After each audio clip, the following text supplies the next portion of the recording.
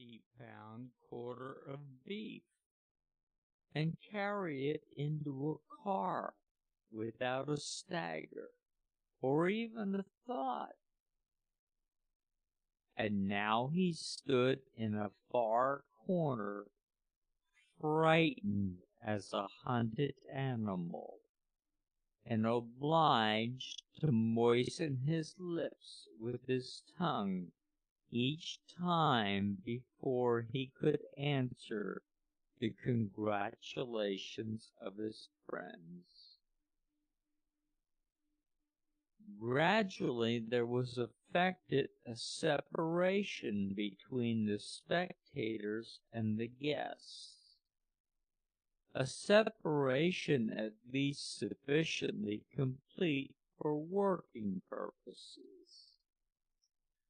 There was no time during the festivities which ensued when there were not groups of onlookers in the doorways and the corners, and if any one of these onlookers came sufficiently close or looked sufficiently hungry, a chair was offered him, and he was invited to the feast. It is one of the laws of the Vesalia that no one goes hungry, and while a rule made in the forests of Lithuania is hard to apply in the stockyards district of Chicago, with its 250,000 inhabitants, still they did their best, and the children who ran in from the street, and even the dogs, went out again happier. A charming informality was one of those characteristics of this celebration. The men wore their hats, or, if they wished, they took them off, and their coats with them. They ate when and where they pleased, and moved as often as they pleased. There were to be speeches and singing, but no one had to listen who did not care to. If he wished, meantime, to speak or sing himself, he was perfectly free.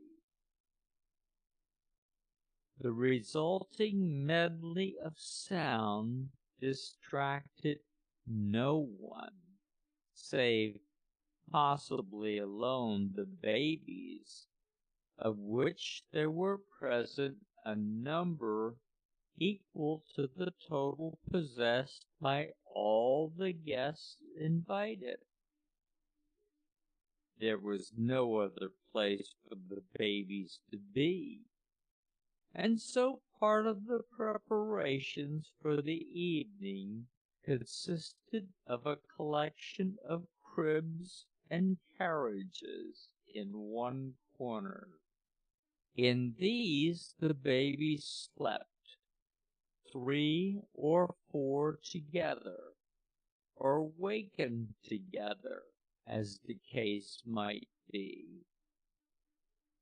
Those who were still older, or could reach the tables, marched about munching contentedly at meat bones and bologna sausages.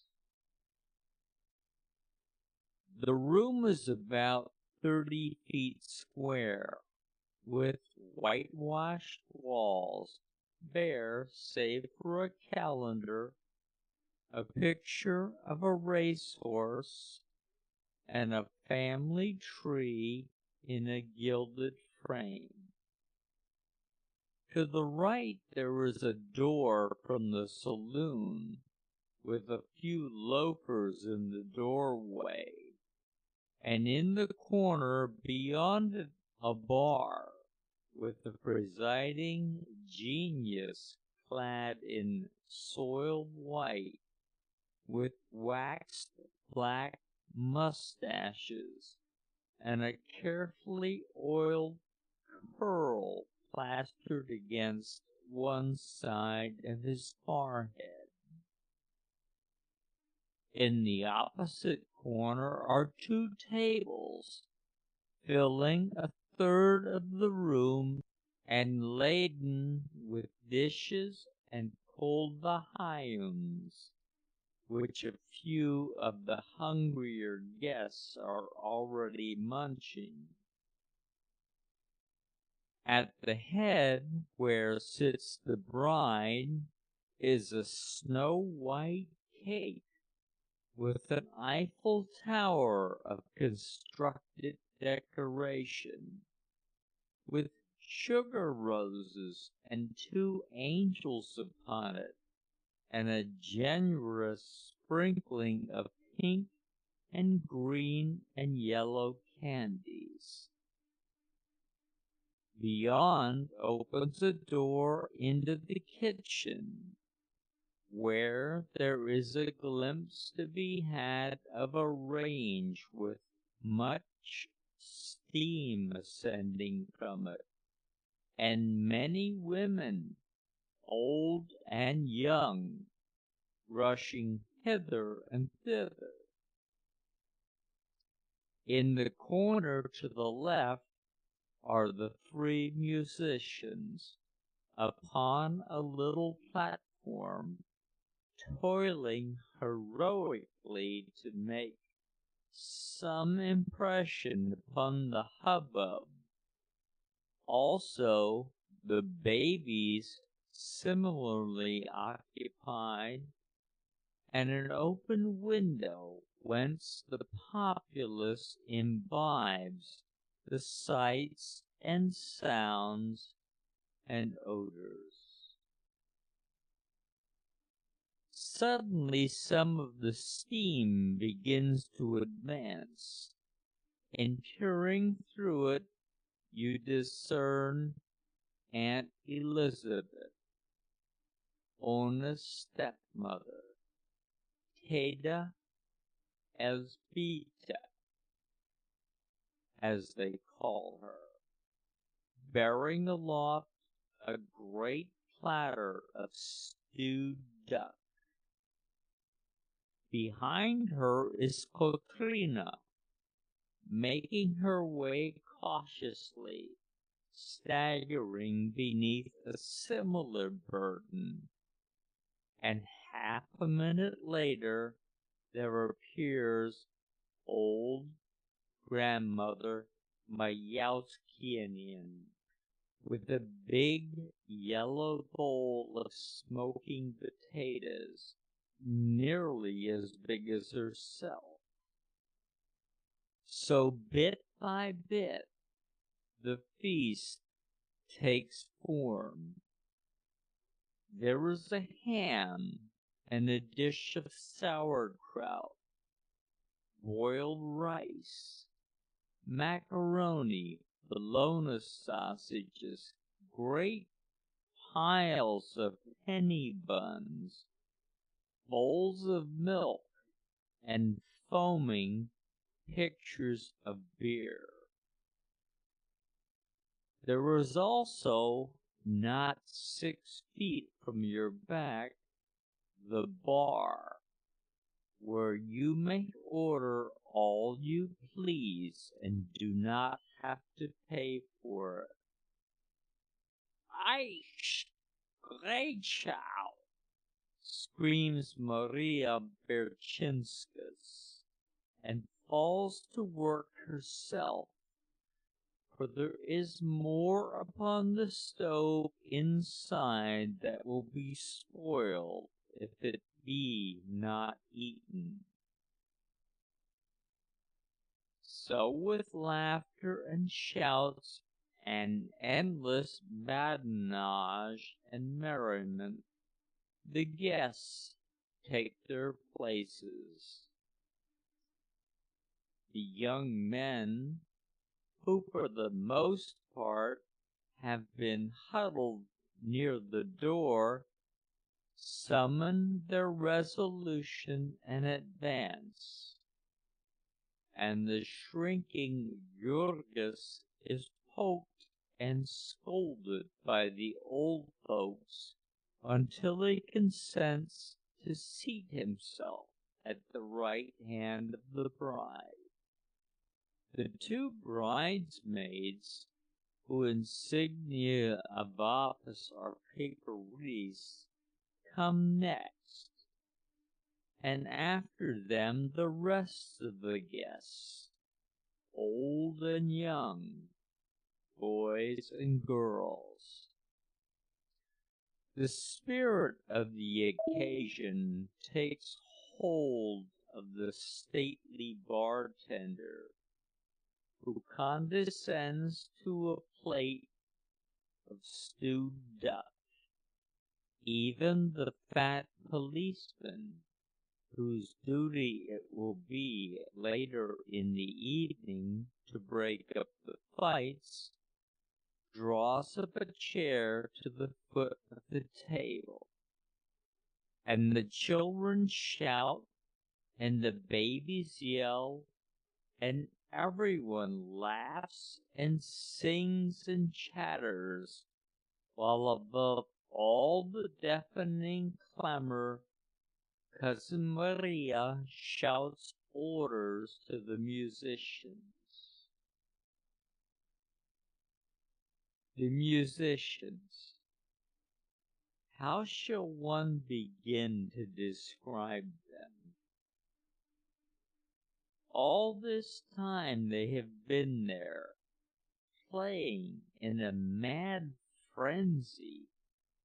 All of this scene must be read or said or sung to music. It is the music which makes it what it is.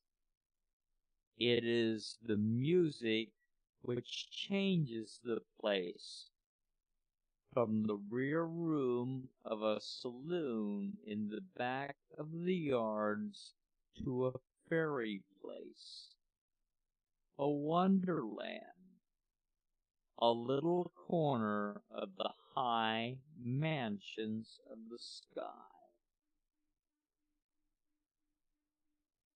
The little person who leads this trio is an inspired man.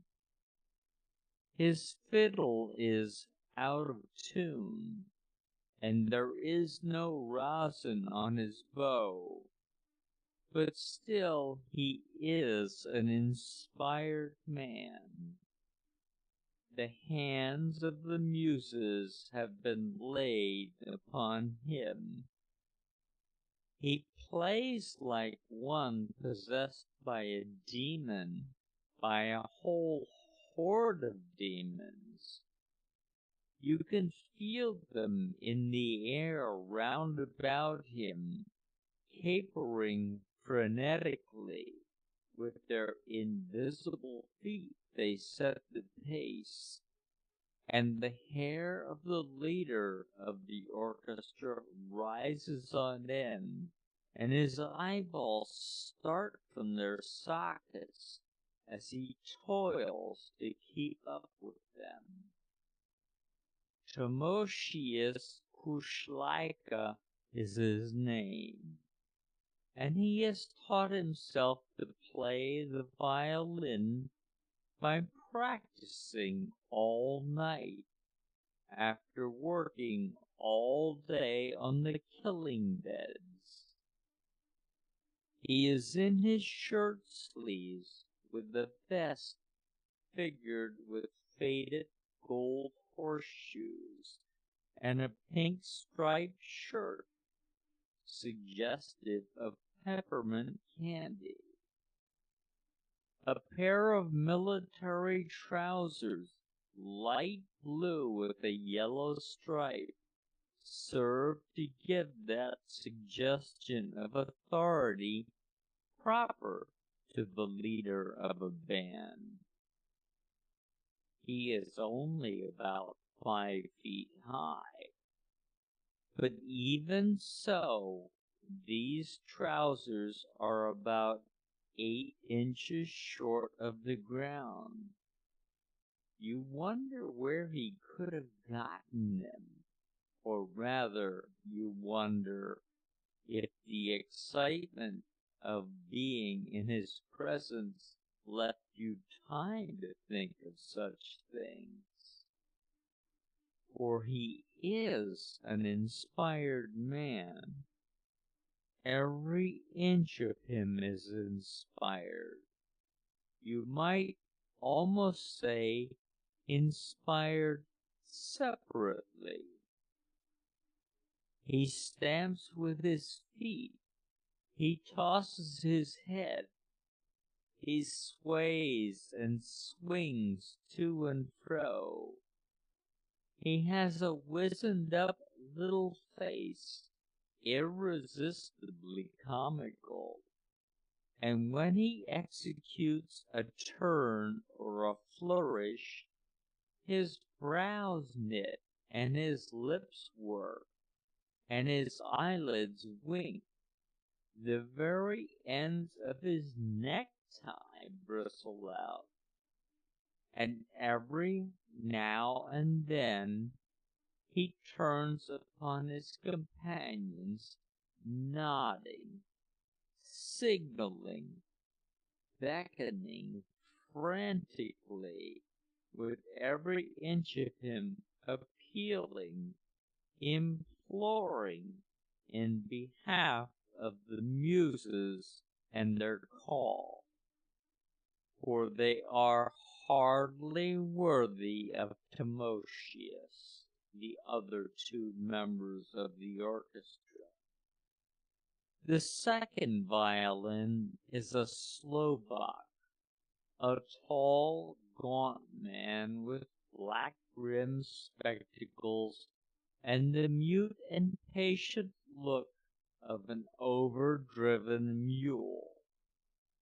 He responds to the whip but feebly, and then always falls back into his old rut.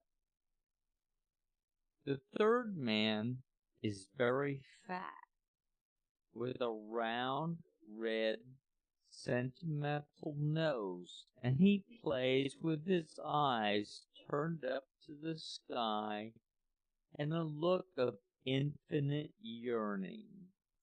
He is playing a bass part upon his cello, and so the excitement is nothing to him. No matter what happens in the treble, it is his task to saw out one long drawn and lugubrious note after another, from 4 o'clock in the afternoon until nearly the same hour next morning, for his third of the total income of $1 per hour.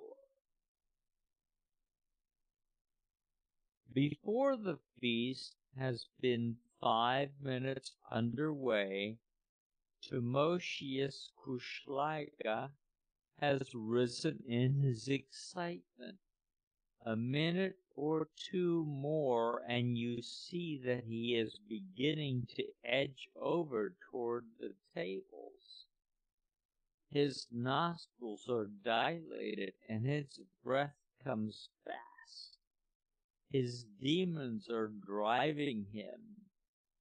He nods and shakes his head at his companions, jerking at them with his violin, until at last the long form of the second violinist also rises up.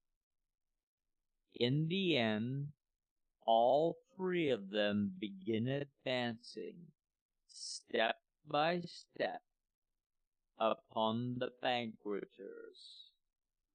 Valentine Chia, the cellist, bumping along with his instrument between notes.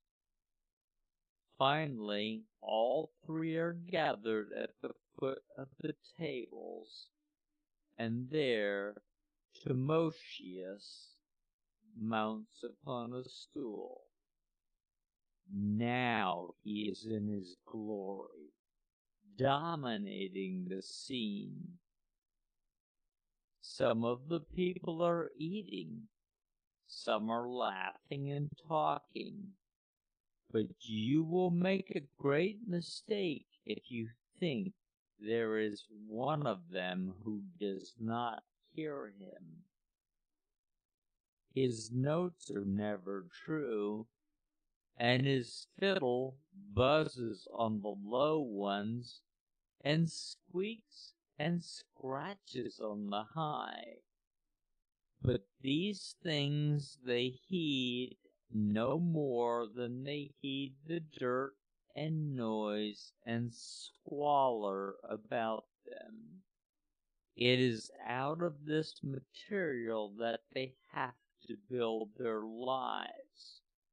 With it that they have to utter their souls. And this is their utterance, merry and boisterous, or mournful and wailing, or passionate and rebellious. This music is their music, music of home. It stretches out its arms to them, and they have only to give themselves up. Chicago and its saloons and its slums fade away. There are green meadows and sunlit rivers, mighty forests, and snow-clad hills. They behold home landscapes and childhood scenes returning. Old loves and friendships begin to waken. Old joys and griefs to laugh and weep. Some fall back and close their eyes. Some beat upon the table. Now and then one leaps up with a cry and calls for this song or that. And then the fire leaps brighter in Timotheus' eyes, and he flings up his fiddle and shouts to his companions, and away they go in mad career. The company takes up the choruses, and men and women cry out like all possessed. Some leap to their feet and stamp upon the floor, lifting their glasses and pledging each other. Before long, it occurs to someone to demand an old wedding song, which celebrates the beauty of the bride and the joys of love. In the excitement of this masterpiece, Timotheus Kushlaika begins to edge in between the tables, making his way toward the head, where sits the bride. There is not a foot of space between the chairs of the guests, and Timotheus is so short that he pokes them with his bow whenever he reaches over for the low notes. But still he presses in and insists relentlessly that his companions must follow. During their progress, needless to say, the sounds of the cello are pretty well extinguished. But at last the three are at the head, and Timosius takes his station at the right hand of the bride, and begins to pour out his soul in melting strains. Little Ona is too excited to eat. Once in a while she tastes a little something, when Cousin Maria pinches her elbow and reminds her, but for the most part she sits gazing with the same fearful eyes of wonder. Teta Elzbieta is all in a flutter, like a hummingbird. Her sisters, too, keep running up behind her, whispering, breathless. But Ona seems scarcely to hear them. The music keeps calling, and the far-off look comes back, and she sits with her hands pressed together over her heart. Then the tears begin to come into her eyes, and as she is ashamed to wipe them away, and ashamed to let them run down her cheeks, she turns and shakes her head a little, and then flushes red when she sees that Jurgis is watching her. When in the end Timosius Kushlaika has reached her side, and is waving his magic wand above her, Ona's cheeks are scarlet, and she looks as if she would have to get up and run away.